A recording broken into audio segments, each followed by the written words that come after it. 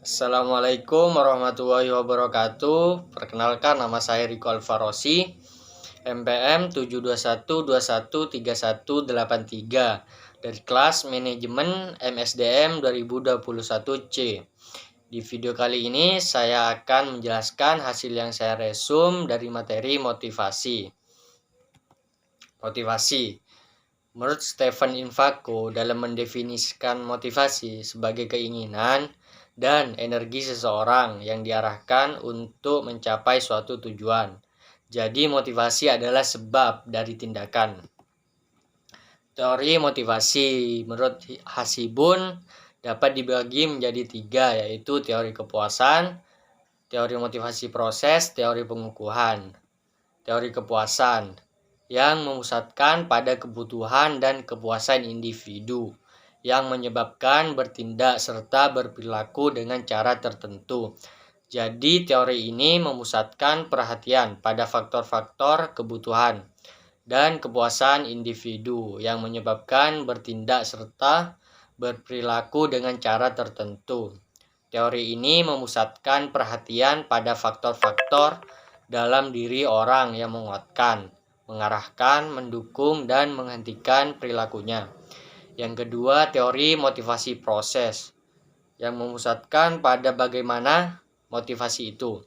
Jadi teori motivasi proses pada dasarnya menjawab pertanyaan bagaimana menguatkan, mengarahkan, memelihara, dan menghentikan perilaku individu-individu agar setiap individu bekerja sesuai dengan keinginan manajer. Yang ketiga, teori pengukuhan yang menitik beratkan pada cara di mana perilaku dipelajari. Jadi teori-teori ini mendasarkan sebab dan akibat dari perilaku dengan pemberian kompensasi. Misalnya, promosi tergantung dari prestasi yang selalu dapat dipertanyakan. Faktor-faktor yang mempengaruhi motivasi kerja. Yang pertama, Haige faktor yang meliputi gaji, kehidupan pribadi, kualitas supervisi, kondisi kerja, jaminan kerja, hubungan antara pribadi, kebijaksanaan, dan administrasi perusahaan. Yang kedua, motivasi faktor yang dikaitkan dengan isi pekerjaan mencakup keberhasilan, pengakuan, pekerjaan yang menantang, peningkatan, dan pertumbuhan dalam pekerjaan. Tujuan-tujuan motivasi.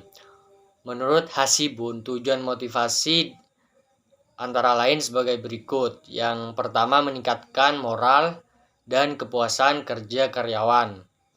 Yang kedua, meningkatkan produktivitas kerja karyawan. Yang ketiga, mempertahankan kestabilan karyawan perusahaan.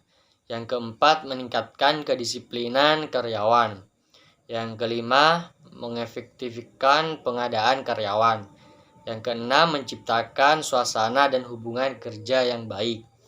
Yang ketujuh, meningkatkan loyalitas, kreativitas, dan partisipasi karyawan. Yang delapan, meningkatkan tingkat kesejahteraan karyawan. Yang kesembilan, mempertinggi rasa tanggung jawab karyawan terhadap tugas-tugasnya. Yang kesepuluh, meningkatkan efisiensi penggunaan alat-alat dan bahan baku. Jenis-jenis motivasi dibagi menjadi 2, motivasi positif, motivasi negatif. Motivasi positif, manajer memotivasi bawahan dengan memberikan hadiah kepada mereka yang berprestasi di atas prestasi standar. Dengan motivasi positif, semangat kerja bawahan akan meningkat, karena umumnya manusia senang menerima yang baik-baik saja. Yang kedua, motivasi negatif. Manajer memotivasi bawahan dengan standar mereka akan mendapat hukuman. Dengan motivasi negatif ini, sangat kerja bawahan dalam jangka waktu pendek akan meningkat, karena mereka takut mendapat hukuman, tetapi untuk jangka waktu panjang dapat berakibat kurang baik. Pandangan motivasi dalam organisasi dapat dilihat dari 3 jenis teori motivasi, yaitu model tradisional, model hubungan manusiawi, model sumber daya manusia. Mungkin hanya itu saja yang dapat saya sampaikan.